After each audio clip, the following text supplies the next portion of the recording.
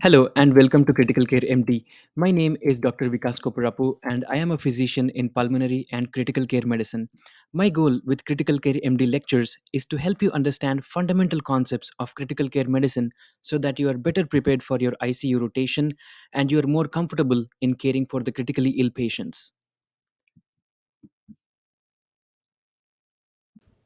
Today's topic is mechanical ventilation, or more specifically, invasive mechanical ventilation. I made two separate videos on respiratory failure. In part 1, I talked about the physiology, causes, and diagnostic workup. And in part 2, I talked about management, including high flow oxygen support, non invasive ventilation, and such. If you have not already watched those videos, I highly recommend that you check them out. Links should appear on the screen. If not, you can find them in the description below. This is the layout for discussion today. We'll review the indications for intubation, we will understand how a mechanical ventilator works, and finally, we will understand the process of initiation, maintenance, and weaning a patient from mechanical ventilation. There are four main reasons for intubation. Probably the most common reason, at least in medical ICU, is respiratory failure. Intubation is not the first form of support for respiratory failure. We try other less invasive forms like high flow oxygen, non-invasive ventilation first. If patient does not tolerate or has contraindications to or fails these less invasive forms of support, that's when we move on to intubation. Other important indication is loss of airway protection. GCS of 8 or less is traditionally considered as a surrogate marker for loss of airway protection. In my opinion, there is a more accurate way. We need to look for two things. First, is the patient at risk for aspiration? Any material like vomitus, hematemesis, epistaxis, hemoptysis, or excess secretions like saliva or sputum, all of these can enter or pull up inside the airways and lead to respiratory failure. Normally, patient should be able to cough up these secretions, but if the cough or gag reflexes are impaired, then patient may not be able to protect airway. So these are the two important things to look for, which will help you decide whether patient is protecting airway or not. Next indication is impending airway collapse. Examples would be angioedema, anaphylaxis, infections in the neck like deep tissue abscesses that can compress the airways. Finally, intubations are done for general anesthesia for medical and surgical procedures as well. Let's say you have a patient admitted for pneumonia. Patient had increasing oxygen needs, failed high flow oxygen, non-invasive ventilation, and you decided to intubate the patient. Let's say you called anesthesia team, they came and placed the breathing tube or endotracheal tube. What do you do next? So the endotracheal tube is connected to a machine called the ventilator, and you need to instruct the machine how to ventilate your patient. So now we will learn the language of the ventilator. Basically, you have to make two important decisions at this point: what mode to use and what settings to pick. There are several modes of mechanical ventilation described, but if you understand volume control and pressure support, you will be able to manage pretty much any patient in the ICU. In fact, I use one of these two modes in more than 90% of my patients. There are two other popular modes, which are pressure control and SIMV, which stands for synchronized intermittent mandatory ventilation. In the next several slides, we will first thoroughly understand how volume control and pressure support work, and then we'll move on to discussion of pressure control and SIMV. You may hear terms like neurally adjusted ventilatory assist, PRVC, APRV, high frequency ventilation. In fact, more than 100 modes of mechanical ventilation have been described. But you don't have to learn about any of those, at least as a beginner, because there is no evidence showing convincingly that any of these newer modes are better than the traditional modes like volume control and pressure control. In fact, in certain situations, there is evidence of harm when you use one of these newer modes. So, at least as a beginner, you need not know all those other modes of ventilation.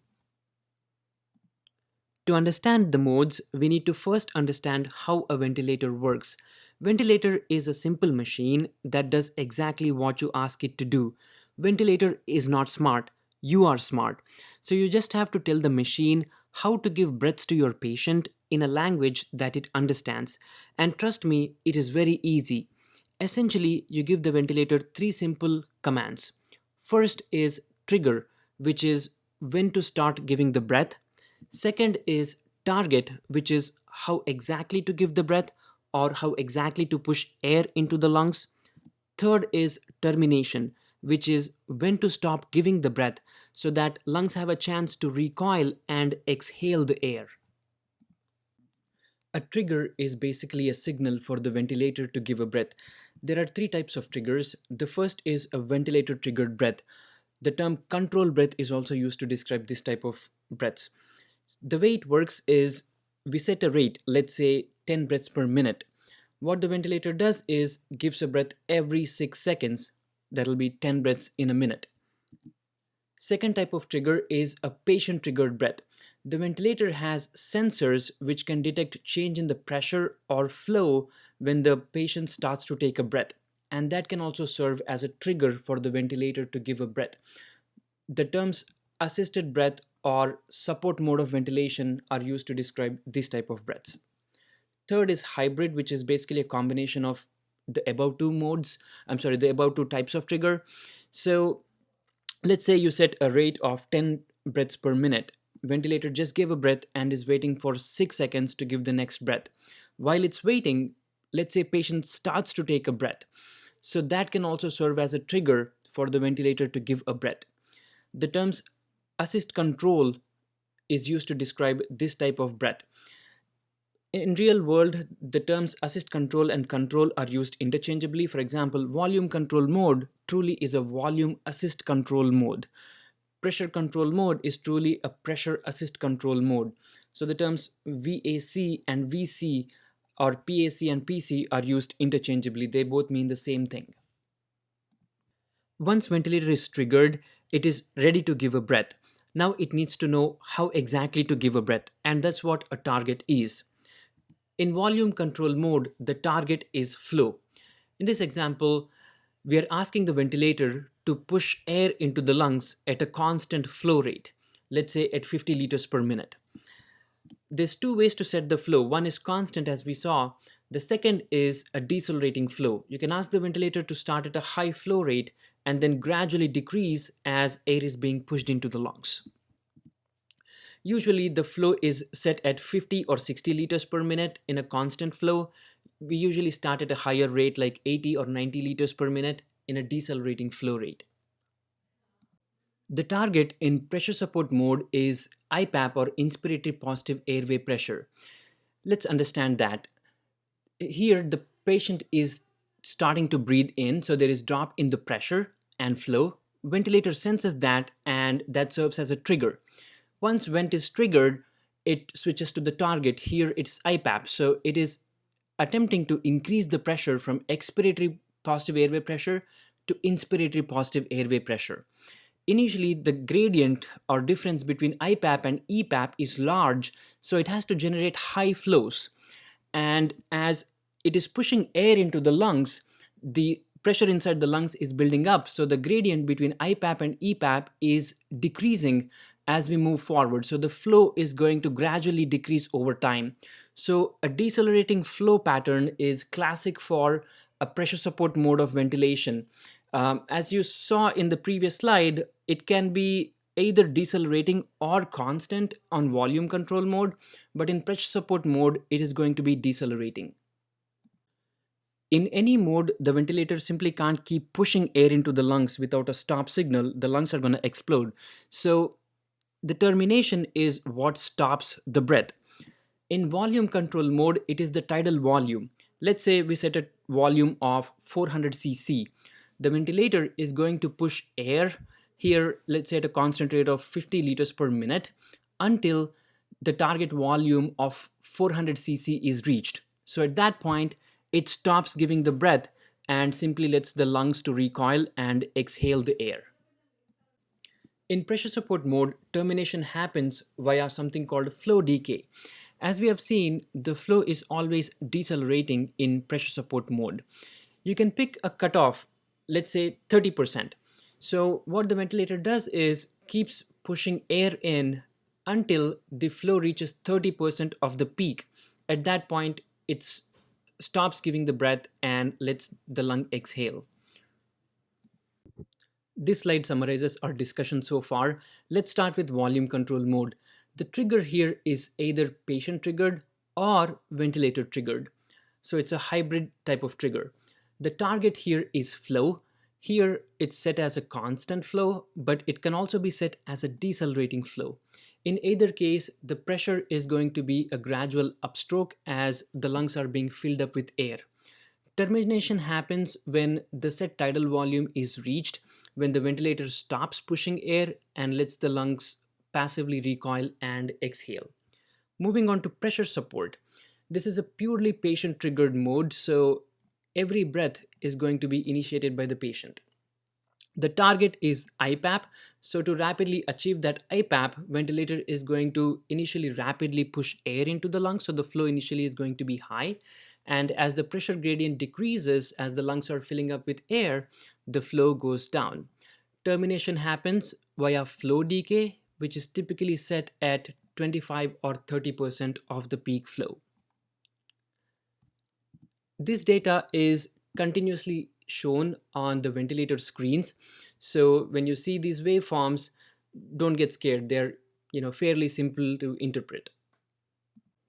So those were the basics of how a ventilator works. And once you understand that, it becomes easy to learn any other mode of ventilator. For example, if you want to learn about pressure control mode, you use the same headings: trigger, target, and termination. So trigger is hybrid. It can be either patient or ventilator triggered.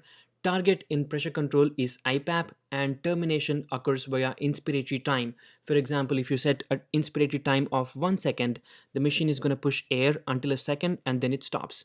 We will discuss more details about pressure control in one of the subsequent slides, but the point is, once you understand these basics, you can learn any other mode very easily. Each mode of ventilator comes with a unique combination of settings that you can choose and adjust. Think of settings as a means to achieve goals of mechanical ventilation. There are three main goals of mechanical ventilation. One is to improve oxygenation, the other two are to help with CO2 removal and to decrease the workload on patients' breathing muscles. For oxygenation, the settings are fairly simple. We can provide support in the form of FiO2 or PEEP or both. The other two goals are accomplished via minute ventilation, the formula for which is respiratory rate multiplied by tidal volume. If the ventilator is doing more of the minute ventilation, it means more efficient CO2 removal and more rest for the patient's breathing muscles. Physiology of this was discussed in part 1 respiratory failure video. The support for minute ventilation changes based on the mode. We can have partial control over the respiratory rate in modes like assist control, the volume control or pressure control, where we can set a or minimum respiratory rate. Patient may breathe over that rate, but if the patient is sedated or is apneic, there is a set minimum rate that's guaranteed. Excuse me. In modes like pressure support, we have no control because remember, support mode means patient triggered breaths. Every breath has to be triggered by the patient. For tidal volume, we have direct control over it in volume control mode. That's the terminator in volume control mode. In other modes like pressure control and pressure support, we don't directly control the tidal volume, but we have indirect control in the form of delta PAP. More the difference between EPAP and IPAP, more air the ventilator has to push into the lungs to achieve that IPAP. Here are the settings for the two basic modes we talked about. For volume control, you can control respiratory rate and tidal volume, which will impact CO2 removal and decrease work of breathing. For oxygenation, you can control FiO2 and PEEP. On pressure support mode, you have no control on the respiratory rate. For tidal volume, you can adjust the delta PAP. For oxygenation, it is the same, FiO2 and PEEP. Let's discuss individual settings of volume control mode, starting with tidal volume. For majority of patients, the initial tidal volume is set at 6 to 8 cc per kilogram ideal body weight. And remember, it's ideal body weight, not actual body weight. It depends on two things, height and gender. You can see the formula on the screen. You don't have to remember it. Nowadays, everybody has smartphones and you can use online calculators to calculate this number. Here is why it is important. If you give too much tidal volume, that can stretch the alveolus open and really over distend the alveolus. That mechanical stretch acts as a stimulus for inflammation. So if you put patients on high tidal volume for long enough, there is going to be inflammatory exudate into the alveolus, and that can basically cause ARDS. So understandably, limiting tidal volume is going to be especially important in patients with ARDS. Preferred tidal volume in ARDS is 4 to 6 cc per kilogram ideal body weight. For the rest of the patients, you can use 6 to 8 cc per kilogram ideal body weight. How about respiratory rate? For most patients, especially ones with healthy lungs, a rate of 12 to 16 per minute should do. But patients with ARDS, or let's say patients with pneumonia, with respiratory failure, they can have a lot of air hunger and they can be really tachypnic. So to decrease their work of breathing, we use a higher rate.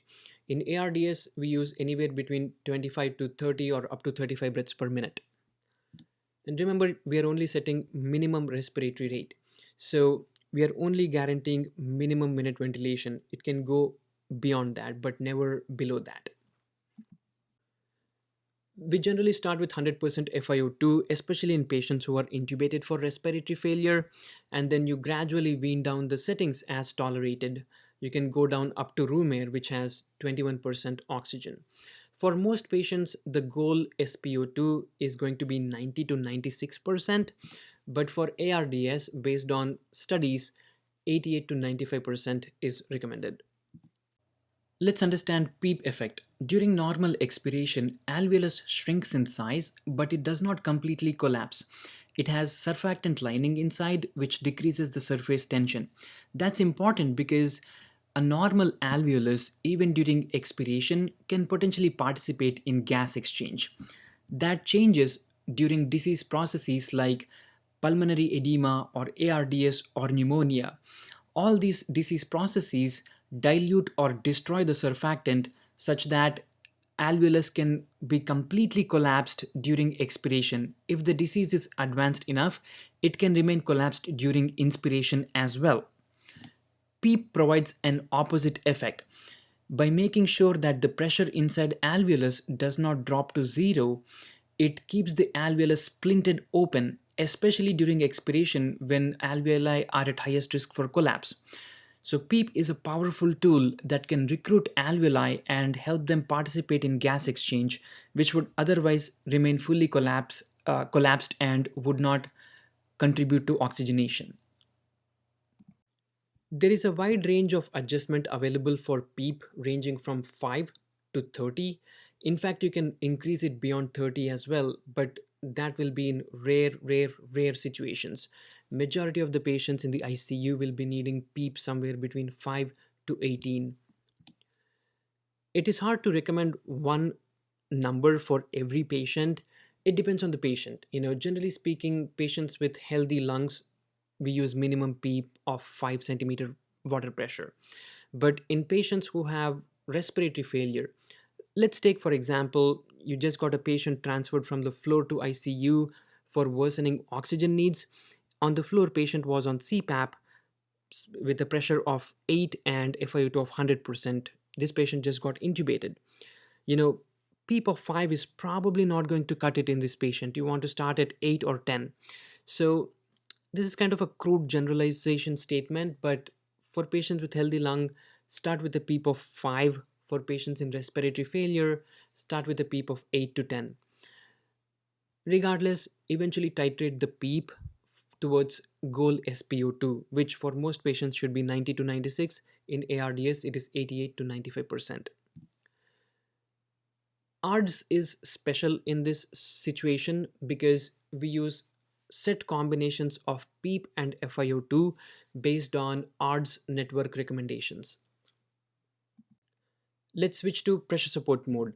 FiO2 simple, start at 100% and down titrate towards the goal SpO2. Let's understand the pressures of pressure support mode. There are three pressures to keep in mind. One is PEEP, or also known as EPAP, expiratory positive airway pressure. Once the patient starts to take a breath, the ventilator gets triggered and ramps up the pressure to IPAP, which is the target here. The difference between EPAP and IPAP is also known as delta PAP, or also called as pressure support. Physiologically, PEEP controls oxygenation by recruiting the alveoli, and delta PAP controls tidal volume. So remember, more the delta PAP, more the ventilator has to push the air into the lungs to ramp up and reach the higher pressures. So delta PAP is directly proportional to tidal volume. PEEP is same as what we previously discussed. The range is 5 to 30, but we rarely go beyond 15 in pressure support mode.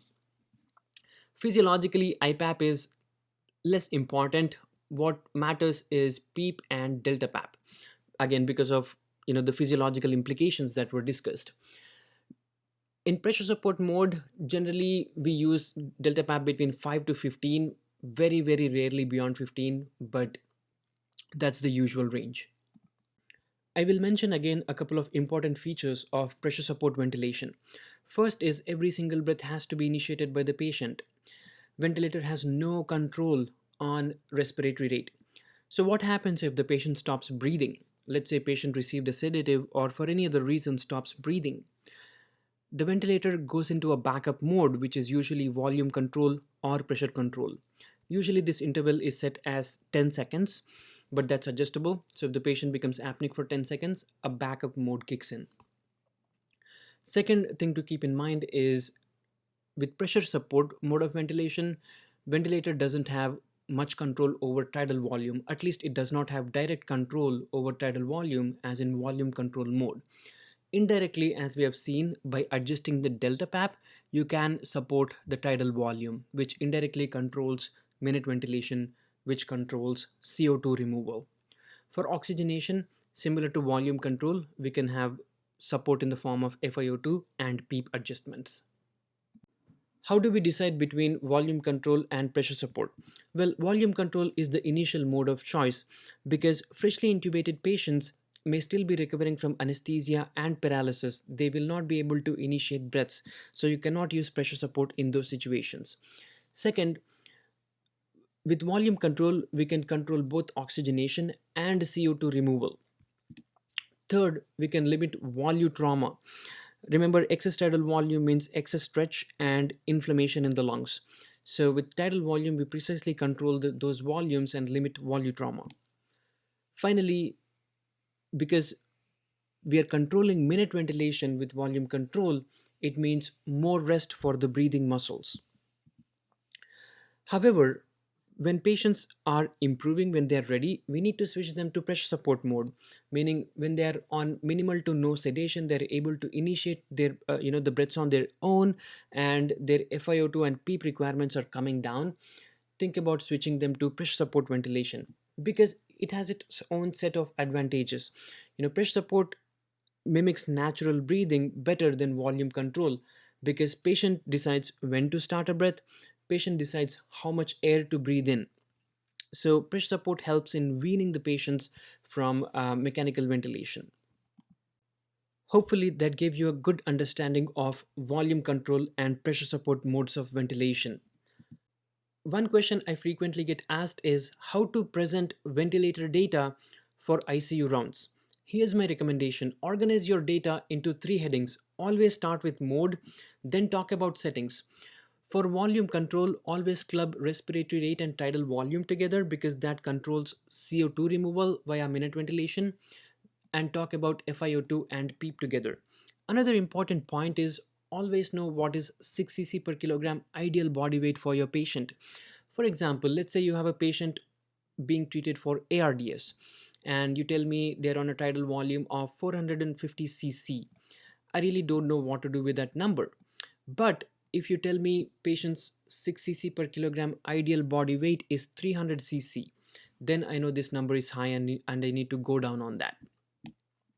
For pressure support, data is usually presented in this format: pressure support over PEEP and FiO2. So when they say 8 over 5, what they're talking about is delta PAP of 8 and PEEP of 5. But always important to clarify if they're referring to delta PAP or IPAP when they present in this format. Then the third heading is interactions. So far, the mode and settings are what we are asking the ventilator to do to the patient. Interactions is what patient is doing with the ventilator. More on that in the next few slides. Here is how the data is presented on a ventilator screen. Mode is typically shown in the top left-hand corner of the screen. Settings are shown in the bottom horizontal part of the screen, and interactions are shown in the vertical part of the screen. Again, settings are what we dial in to the ventilator. This is what we're asking the ventilator to do, and interactions are what the patient is doing with the ventilator. Interactions is a broad topic, and we're not going to talk about every single possible interaction because it's going to take a long time and you don't really need to know all of them for a beginner level. So we'll focus on the important interactions, starting with pressure support mode. The interactions to look for on pressure support mode are respiratory rate and tidal volume. Imagine you have two patients, one in room A, one in room B, and you put both on same settings of pressure support, 5 over 5, FiO2 40%. Patient A may be breathing 30 times a minute. Patient B may be breathing only 10 times per minute.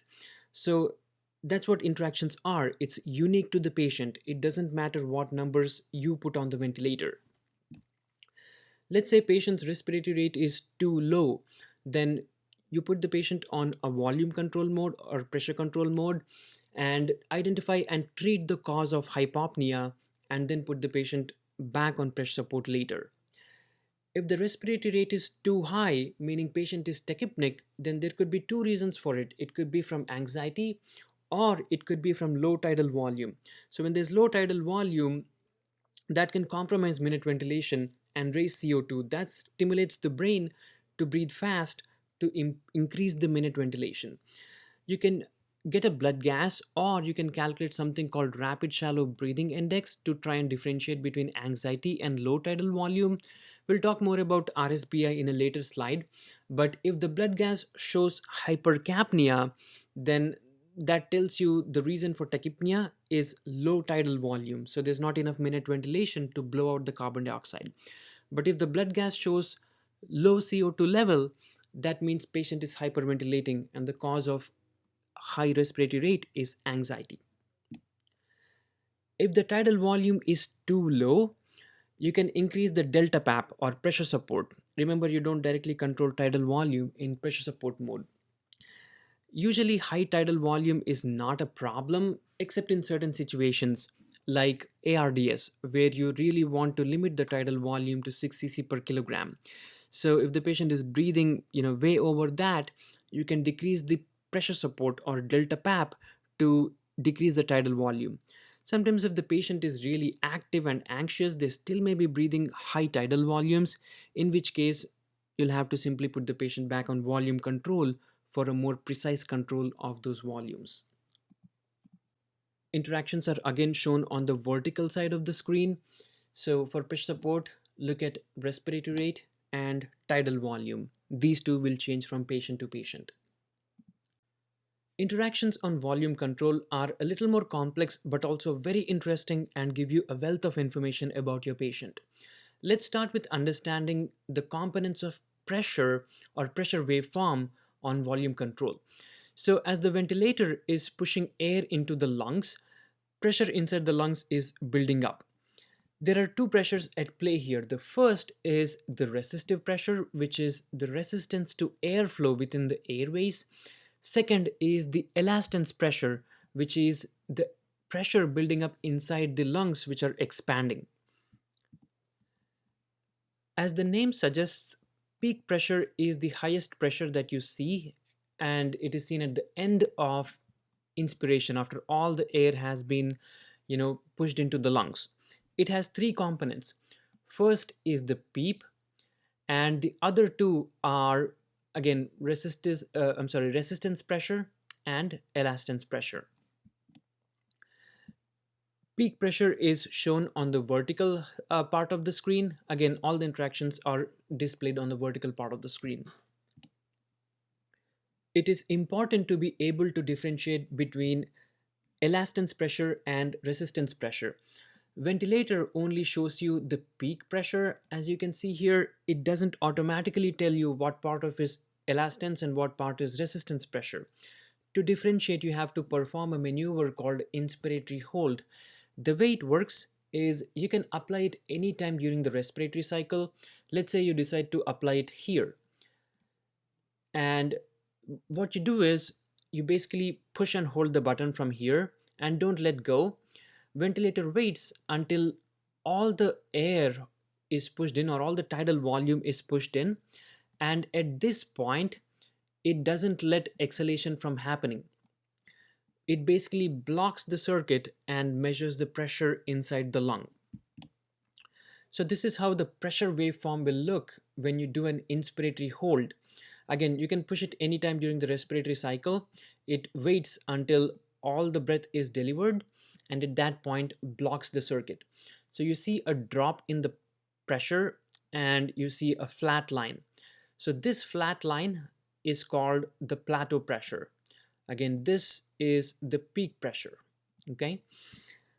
The reason you see this drop is because when you block the circuit after all the breath is entered, there is no more airflow happening. And when you cut off the airflow, what pressure are you taking off? The answer is resistance pressure. So resistance pressure again is resistance to the airflow inside the airways. So when you block the circuit and there's no more airflow, there is no more resistance pressure. Only thing that's left behind in the lungs is the elastance pressure. So that's why you see this drop in the pressure when you do an inspiratory hold. So let's look at the pressures of volume control waveform again. PEEP is the pressure at the end of expiration. This is something that we set. Elastance pressure is the pressure generated by stretching open the lungs. Resistance pressure is the pressure generated by airflow that is moving through the airways. That leads us to the concept of driving pressure. So let's understand that. PEEP again is the pressure inside the lungs during expiration. Plateau pressure is the pressure at the end of inspiration. So after all the air is delivered into the lungs and there is no more airflow, the airway resistance pressure is going to be zero. Whatever pressure is left inside is the plateau pressure. That's what we are measuring with an inspiratory hold maneuver. Driving pressure is the pressure difference between PEEP and PLAT. It basically is the pressure differential needed to drive the tidal volume into the lungs. The importance of learning all these pressures is that it will help you calculate static lung compliance. Let me ask you a question. You have patient A with normal lung and patient B with ARDS. Both are on the ventilator and I'm using same settings, tidal volume of 500 and PEEP of 5 for both of these patients. In what patient do you expect the driving pressure to be large? Is it patient A or patient B? The answer is patient B, right? Because of the stiff lungs, the ventilator has to generate much higher driving pressure to push the same amount of tidal volume into these stiff lungs. A numerical way of determining this is something called static compliance or static lung compliance. The formula is tidal volume divided by driving pressure. So conceptually, it is the pressure differential needed to push a unit volume of air into the lungs. Compliance actually is the opposite of stiffness or elasticity. So high compliance means lung is easily stretchable. Low compliance means the lungs are stiff or not easily stretchable. Okay, so high compliance means normal, easily stretchable lungs. Normal value is 50 to 80. It is reduced whenever the lungs get stiff or the chest wall is opposing the air entering the lungs. Remember, when the ventilator is pushing air into the lungs, it is not only expanding the lungs, but it's also expanding the thorax. So anything that makes the thoracic cage or the lungs stiff will decrease the static lung compliance. Examples are ARDS, pulmonary edema, pulmonary fibrosis, abdominal compartment syndrome, obesity, hypoventilation syndrome, or even severe kyphoscoliosis, anything that makes the thorax rigid or the lungs stiff. Another important physiologic measurement is airway resistance, which is again the pressure generated during movement of air through the airways. Couple of principles to keep in mind are: one, resistance is proportional to flow. So faster the air moving through the airways, higher the pressure. Second, resistance is inversely proportional to diameter. So narrower the airway, higher the pressure. To put a number on this concept, we use this formula. Airway resistance is resistive pressure, which is the difference between peak and plateau that you see during an inspiratory hold, divided by flow. Normal airway resistance is 5 to 10 units. More than 15 is definitely abnormal. Usually, it is seen during conditions like mucus plug within the airways or endotracheal tube, or bronchospasm, or small sized endotracheal tube, or patient biting the endotracheal tube. All of these conditions will narrow the airway and increase the resistance pressures. One of the most important skills in critical care medicine is to be able to address elevated ventilator pressures. Ventilators have alarms that ring when pressures go beyond a certain limit, and you can adjust this limit in settings. Usually, for peak pressure, it is 40 to 45 centimeter water pressure. When this happens, you have to address it immediately. One of the first steps is to differentiate plateau pressure from resistance pressure. Both of these can increase peak pressure. So you do inspiratory hold, and that helps you differentiate between these two. If plateau pressure is more than 30, that is dangerous, because if you leave it like that for too long, you're running into high risk of barotrauma like pneumothorax, pneumomediastinum, increased intrathoracic pressures which reduce the preload and lead to hemodynamic instability. So to minimize barotrauma, it is very important to maintain plateau pressures less than 30. Another pressure that can be dangerous is elevated airway resistance pressure. As we have seen in the previous slide, more than 15, really more than 10 is abnormal, more than 15 is really abnormal. So that can lead to auto PEEP. We will talk more about these pressures and auto PEEP towards the end when we do practice cases. But the point to keep in mind is elevated pressures are dangerous and we need to address them immediately. Before closing the chapter on interactions, I want to mention double triggering. What double triggering means is there are two back to back breaths without exhalation in between. Let's understand what's happening here. Let's say we set a tidal volume of 500 cc, which is 6 cc per kilogram for this patient. Patient starts to take a breath and pressures drop. Ventilator senses that, gets triggered, and delivers 500 cc of air. But even after ventilator is done, patient is not satisfied. She is wanting more air, so she continues to exert inhalatory effort. That leads to drop of pressures again, which triggers the ventilator to deliver a second breath before there was a chance to exhale the previous breath. So here patient is getting 500 plus 500, 1000 cc instead of 500 cc. This type of double triggering is frequently seen in patients with increased air hunger, especially in ARDS. There are two types of problems it causes.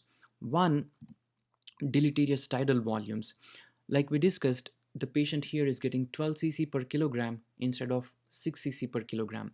That leads to excess stretch of the lungs and induces inflammation, so called volutrauma. Not only that, it leads to elevated airway pressures because of excess volumes and stretch of the lungs, which can lead to barotrauma. There are some interventions we can do to decrease double triggering. First is we can increase the tidal volume. Sometimes we go up to 8 cc per kilogram. The other intervention we can do is to increase the respiratory rate.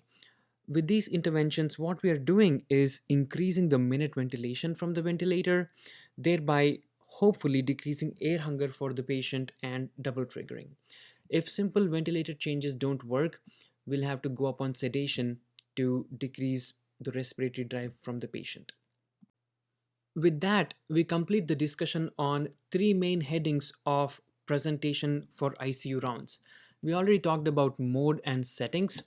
For interactions in a patient on pressure support ventilation, mention their respiratory rate and tidal volume.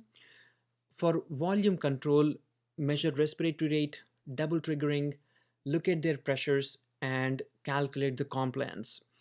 The importance of doing this is not only you will be able to recognize emergencies like elevated airway pressures, but you'll also be able to monitor the progression. Let's say you have a patient with ARDS. 2 days ago, the calculated static compliance was 30. Now, today, let's say the compliance is 50. So compliance is improving. That potentially means ARDS is improving. So it has multiple benefits. One caveat to keep in mind is that all of these measurements, including compliance and pressures, will only be reliable in a patient who is sedated or is calm and cooperative with the ventilator. Because let's take, for example, you are performing an inspiratory hold and patient starts to cough. The pressures are going to be falsely elevated. The opposite situation is you're doing an inspiratory hold and patient is trying to take a breath in. So the pressures are going to be falsely low. So that's one caveat to keep in mind. All these pressures are reliable in a patient who is calm and cooperating. If not, look at the numbers when patient is more sedated. Hopefully by now you're feeling a little more comfortable and confident in approaching a patient who is on mechanical ventilation, at least the ones on volume control and pressure support modes.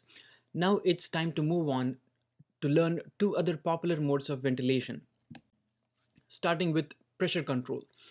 Again, we're going to use the same template: trigger, target, and termination. Let's understand pressure control in those lines.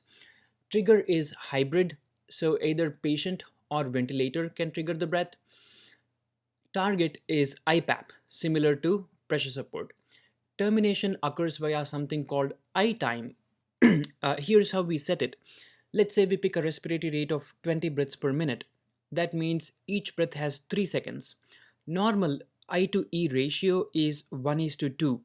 So using that, if each breath has 3 seconds, you want 1 second for inspiration and 2 seconds for expiration. So that means we pick an I time of 1 second. The way it works is the ventilator pushes air for 1 second and then stops and lets the lungs recoil. Moving on to settings for pressure control. Here are the available settings. You can pick respiratory rate, you can pick IPAP and I time. You can't directly control the tidal volume, but indirectly using IPAP and I time, you can indirectly support the tidal volume.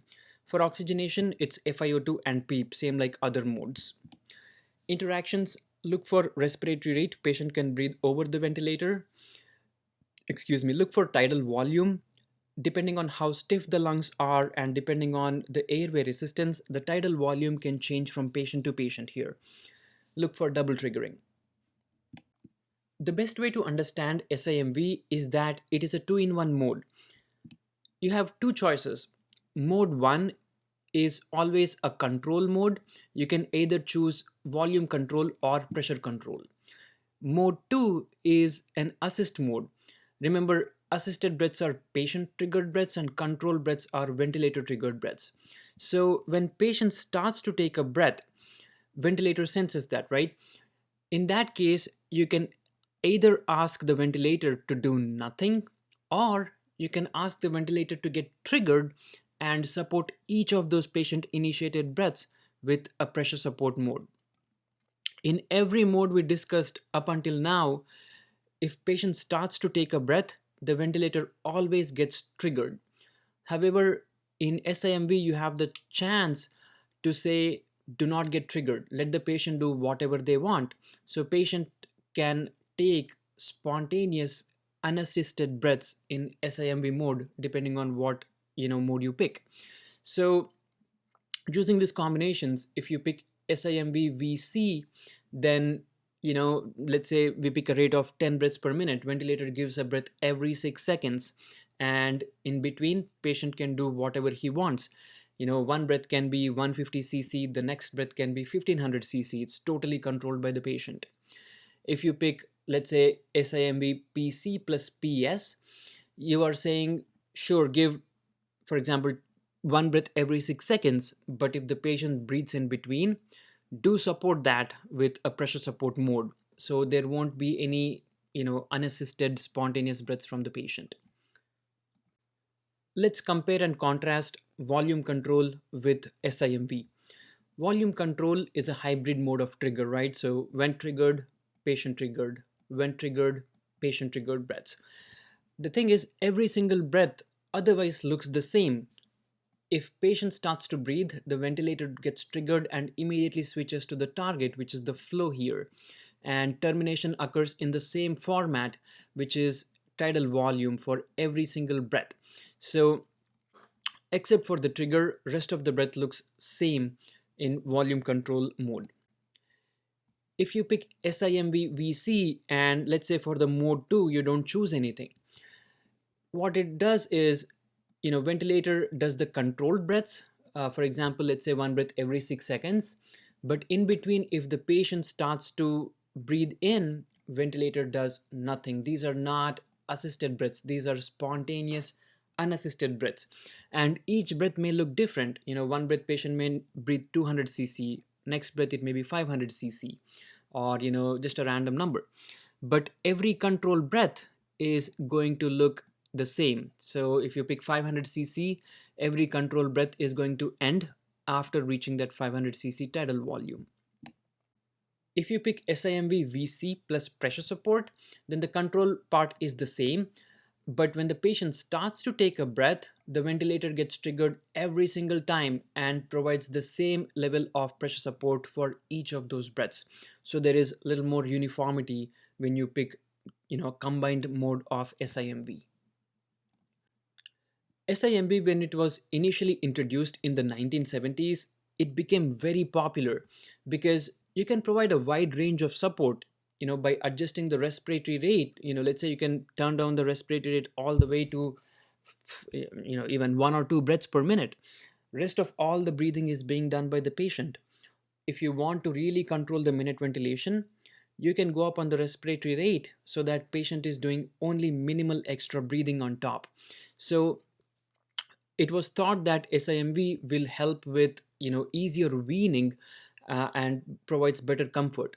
But unfortunately, subsequent studies have not shown that SIMV didn't turn out to be as comfortable to patients as it was thought, and it was not superior. In fact, it was inferior to daily spontaneous breathing trials for weaning patients from mechanical ventilation. So it has been falling out of favor. Let's discuss weaning patients from mechanical ventilation. Mechanical ventilation is only a bridge to recovery. It is never a destination therapy. So the goal of mechanical ventilation is always liberation from it. Here is a rough outline of weaning process. In most patients, volume control is the initial mode of choice, as we previously discussed. Over time, we gradually decrease the FiO2 and PEEP for goal SpO2, which is 90 to 96% for most patients. When the patient is ready, meaning they are needing less sedation, they are able to initiate breaths, and especially as their FiO2 and PEEP requirements are coming down, switch them to pressure support mode. On pressure support mode, decrease PEEP and FiO2 for oxygenation goals as in volume control mode. For pressure support, we typically start at 8 or 10 centimeter water pressure and titrate it for minute ventilation and patient comfort. Weaning is generally done by respiratory therapist and rarely by nurses. They check on the patients regularly every 4 hours or so and adjust the settings as needed. As patients are tolerating weaning of ventilator support and at some point needing minimal support, it is time to extubate them. Leaving the tube in for longer than needed is associated with bad outcomes like ventilator associated pneumonia, ventilator induced lung injury, barotrauma in the form of pneumothorax, pneumomediastinum. However, if we extubate the patients too soon, that's not good either. Multiple studies have shown that patients who fail extubation and need emergent reintubation, they have bad outcomes, increased mortality. So it is important to assess every single day whether your patient is ready for extubation or not and extubate at the earliest chance. One big question is, how do we know when the patient is ready for extubation? There is no easy one-line answer to this question.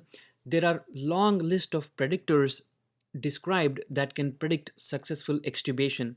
Why is there a long list? Simply because there is no single test that has 100% accuracy. My recommendation is combine as many predictors as possible for best accuracy. Different physicians or intensivists may have different approaches here. I will tell you my approach. I look at individual organ systems to identify any barriers for extubation. There are four main organ systems to keep in mind, starting with central nervous system. The most important question here is the patient able to protect airway? You can look at two things. You can check for cough reflex. The endotracheal tubes have suctioning catheters that you can advance and see if the patient coughs and gags in response to that. Second is look for secretions. Some patients have significant amount of airway secretions needing frequent suctioning every 2 hours or more often. In patients like that, it's best to give them more time until they heal from the underlying process. Another question is the patient able to follow simple commands? This is not as important as the first question, but most attendings look for this as well. Moving on to cardiovascular system, look for hemodynamic stability. That's important because breathing muscles, especially the diaphragm, consume a lot of cardiac output even during normal breathing. If we extubate patients too soon and put them in respiratory distress, then they're going to need even more cardiac output. So we are really disrupting the supply demand mismatch if we extubate patients who are not hemodynamically stable. If the patient is on a low stable dose of pressors, it's still okay to extubate them, but don't extubate patients who are in fluid shock. Respiratory system is arguably the most important system here. Remember, there are three goals of mechanical ventilation. First is support oxygenation, second is help with CO2 removal, third is decrease work of breathing for the patient. So we look at those three things. For oxygenation, the patient should be needing minimal to moderate amount of support, FiO2 less than 50%, PEEP of less than 8. For CO2 removal, they should need minimal support for ventilation in the form of delta PAP of 5 to 8 centimeter water pressure. Rarely we extubate patients even if they're needing a little higher support than this, but this would be ideal. Then, to make sure they have enough ventilatory reserve or enough strength of their breathing muscles to generate tidal volumes, we look at an index called Rapid Shallow Breathing Index, RSBI, which is respiratory rate divided by tidal volume in liters. Studies have shown that if RSBI is more than 105, then patient is not able to generate enough tidal volumes. They are not ready for extubation. One caveat to keep in mind is this can be calculated only on a pressure support mode of ventilation. Next is renal system. Two important things to keep in mind here are the volume status of the patient and acid base status. Volume status is important because in patients who are hypervolemic, if you remove the positive pressure, they tend to develop pulmonary edema. Metabolic acidosis is important to look at because the compensation for that is hyperventilation and decreasing the CO2. So uncorrected metabolic acidosis puts a strain or load on the respiratory muscles. So have a plan. If patient is not diuresing appropriately, have a plan for dialysis or have a plan for correction of metabolic acidosis before extubating the patients. When all the organ systems are stable, we do a small test called spontaneous breathing trial to check whether patient will be okay without ventilator support. The way it works is patient has to be awake and able to breathe on their own, meaning initiate breaths on their own. Then we put them on minimum support, PEEP of 5, FiO2 of 40 or less, and pressure support of 5, sometimes 8. On these settings, we give them about 30 minutes. Some people like to give longer time up to 90 minutes, but 30 minutes is good enough. Then you come back and assess the patient. Ventilator has three jobs, right? Oxygenation, carbon dioxide removal, and decreased work of breathing. We basically assess for those three things. Is the patient able to maintain SpO2 of more than 90% with minimum support? Is there any concern for hypercapnia? We don't have to get blood gas in every single case. If the patient has no risk factors for hypercapnia like COPD or neuromuscular disease and they're fully awake, interacting appropriately, then the clinical concern for hypercapnia is not high. So I personally don't get blood gas in those cases. But if in doubt, always get a blood gas. Then look for any signs of respiratory distress. Is the patient breathing comfortably with this minimum support? If all of these criteria are met, then patient is ready for the breathing tube to come out. One final question to ask yourself before pulling the tube out is the original indication for intubation reversed or not? For example, if the indication for intubation was a medical procedure, say endoscopy, make sure that has happened before pulling the tube out. What if patient keeps failing spontaneous breathing trials every day? At some point, we need to consider a backup plan because mechanical ventilation is never a destination therapy. That backup plan is tracheostomy. Generally, it is not considered until 10 to 14 days on the ventilator, either because patient is failing spontaneous breathing trials every day or patient fails extubation. Tracheostomy has several advantages. It is more comfortable than endotracheal tube because it is not passing through the upper airways and constantly stimulating a gag reflex. Patients are generally more comfortable with tracheostomy that will allow us to wean sedation. Also, they generally need less frequent cares like suctioning of secretions so they can be transferred to a lower level of care. Patients can also potentially eat and talk with tracheostomy, which would not be possible when they have an endotracheal tube. Hopefully, by this point, I was able to help you understand the process of initiation, maintenance, and weaning a patient from mechanical ventilation. Next, we are going to discuss a few practice cases and conclude this lecture. You are asked to evaluate a patient whose ventilator alarm is ringing because of elevated peak pressure. When you look at the screen, it says peak pressure is 50. That is very high. So how do you approach this case? The most important step is to differentiate whether this elevated pressure is from elastance pressure or resistance pressure. Do you remember the maneuver we need to do to differentiate? It is manual inspiratory hold. Let's say when you do that, this is what you see on the pressure waveform. There is a drop in pressure of 10 points and it reaches a plateau. And the numbers are shown here. plateau pressure is 40, and the drop in pressure, the resistive pressure is 10. If you want to be even more precise, you can calculate the compliance. If I tell you the tidal volume is 350 and you do the calculation, compliance will be 10 units. That is very, very low. Remember, normal compliance is more than 50. Differentials for decreased compliance include any condition that makes the lungs or chest wall stiff. Examples include ARDS, pulmonary edema, pneumothorax, abdominal compartment syndrome, large pleural effusion, and such. Some of them are emergencies, right? Pneumothorax, abdominal compartment syndrome. So elevated plateau pressure can be a manifestation of this. So it's important to pay attention to these pressures. Moving on to case 2. You're asked to see this patient because ventilator alarm again is ringing because of high peak pressures. Remember, the most important step is to differentiate resistance from elastance pressure. This is what you get when you do manual inspiratory hold. So what's the problem here? It is elevated airway resistance. If you want to be even more precise, you can actually calculate airway resistance. You will need the flow to calculate this airway resistance. If I give you the number as 60, resistance come to around 35.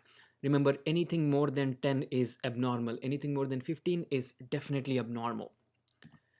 Differentials for elevated airway resistance include any condition that makes the ventilator tubing or the patient's airways narrow.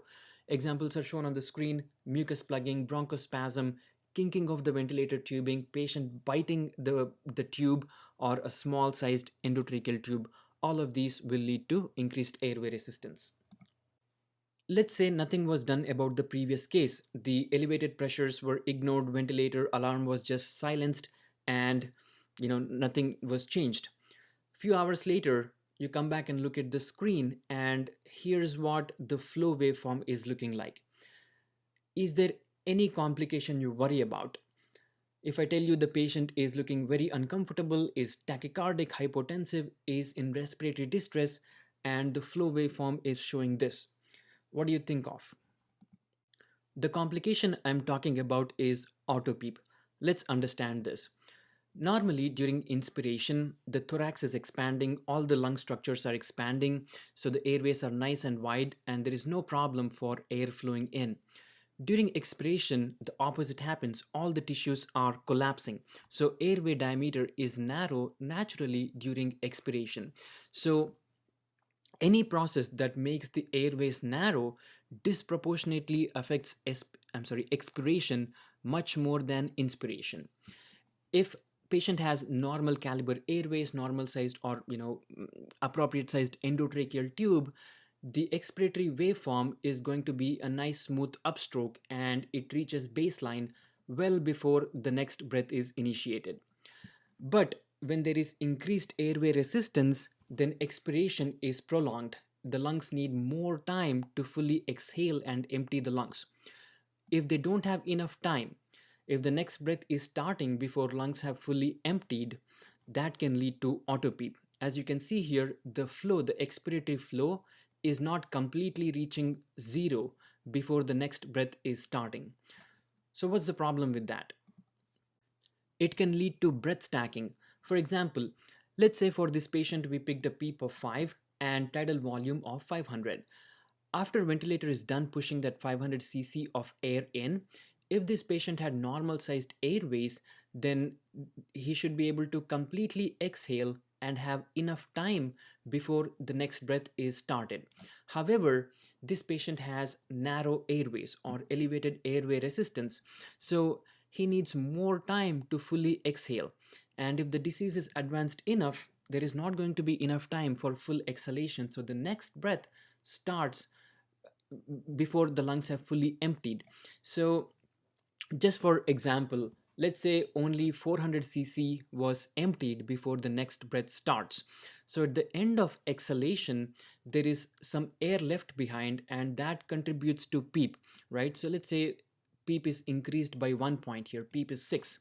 And by the time next breath is starting, there is already 100 cc of air in here, right? So ventilator is pushing 500 cc. So at the end of this breath, there is 600 cc of air in the lung. And same thing, During exhalation, lungs have time only to empty 400 cc. So there is 200 cc of air left behind here. And the PEEP is going to be higher because there is more air stretching the lungs at the end of expiration. And so on. As breath stacking continues, PEEP is going to constantly increase. Now, this is the intrinsic PEEP, not the applied PEEP, which is the number we dial into the ventilator. Remember, settings are what we dial in. Interactions changes from patient to patient. In a patient with auto PEEP, their intrinsic PEEP may be much higher than what we set. Just like plateau pressure, intrinsic PEEP is not automatically shown by the ventilator. We have to do a maneuver to unmask this pressure, and that maneuver is expiratory hold. The way it works is when you push and hold it, it is going to block the ventilator circuit and measure the pressure inside the lung. In this case, we applied expiratory hold near this point. So ventilator has blocked the circuit and the pressure inside the lungs excuse me, is going up because of all the intrinsic PEEP that is built in. Now the ventilator can see the intrinsic PEEP and display it here. So again, the vertical side of the screen shows interactions. Set PEEP here was 5, but because of increased airway resistance and the flow not reaching baseline, there was pressure built up inside, also known as auto PEEP, and that's what is being shown here. If this structure were a balloon, then it would expand and expand with the intrinsic PEEP building up until it would burst. Normal lungs are kind of like balloon, but they're also surrounded by a rigid thoracic wall, right? So as the pressure inside the lungs is building up from intrinsic PEEP, it is going to start compressing the heart and impede the venous return to the heart, and that can lead to hemodynamic instability. It can also lead to pneumothorax, pneumomediastinum. Untreated, it can be fatal. Timely management of auto PEEP is very important. Always look for the underlying cause and treat it. If the cause is bronchospasm, bronchodilators will help. If the cause is mucus plug, suctioning will help. If the cause is patient biting on the endotracheal tube, bite block and sedating the patient will help. Always be vigilant and monitor for auto PEEP in patients intubated for COPD and asthma. There are certain interventions we can do to minimize auto PEEP. Remember, the problem here is inadequate time for expiration. So interventions like decreasing the respiratory rate will give more time for expiration. On tidal volume, we can decrease the on volume control mode, we can decrease the tidal volume, which will make inspiration quicker and give more time for expiration. Same effect by decreasing the inspiratory time or I time on pressure control mode. One trade-off with interventions like this is we are decreasing the minute ventilation. Remember, minute ventilation is respiratory rate multiplied by tidal volume. When we are going down on one or both of these, we are running the risk of hypercapnia, or more importantly, respiratory acidosis. That's the trade-off. Most intensivists would be okay as long as the pH is not dropping below 7.2. Another commonly done intervention for auto PEEP is going up on the PEEP. Here is the reason for that. For a ventilator to sense patient's effort, there has to be a certain drop in the pressure when they are taking the breath in. In auto PEEP, their intrinsic PEEP is very high, and for them to drop the pressure low enough for the ventilator to get triggered, they have to apply a lot of effort, and that is going to be very, very uncomfortable. So by going up on the PEEP, what we are doing is reducing that gap so the patient can trigger the vent easily. In a dire emergency where patient is extremely hemodynamically unstable, you're looking at the vent, the pressures are very high and all the waveforms are indicating there is severe auto PEEP. In a dire emergency, we can even disconnect the ventilator from the endotracheal tube and let all the pent up pressure inside the chest release before hooking the ventilator back and using modified settings to minimize the auto PEEP. That concludes today's discussion. I hope you found this video helpful. If you did, Please support my channel by clicking on the like and subscribe buttons.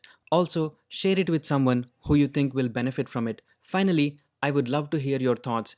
Is there any part of this video that you found particularly helpful? Is there anything I could have added to make this more useful to you? And what topics would you like to see me discuss in the future? Do leave a comment and I will see you in the next video.